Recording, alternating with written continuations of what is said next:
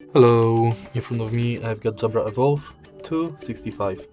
In this video I'll show you how to pair it with Jabra Sound app.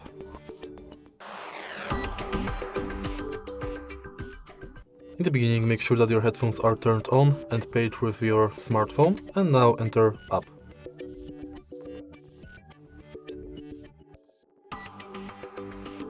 Select your headset from the list.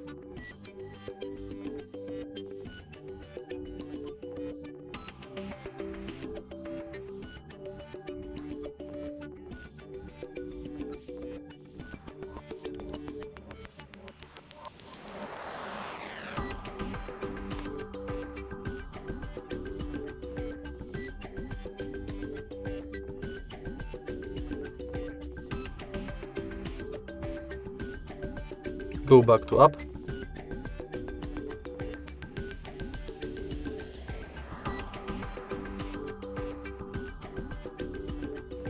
Skip, and you've successfully connected with your Jabra with smartphone app. If you find this video helpful, please leave a like, comment and subscribe.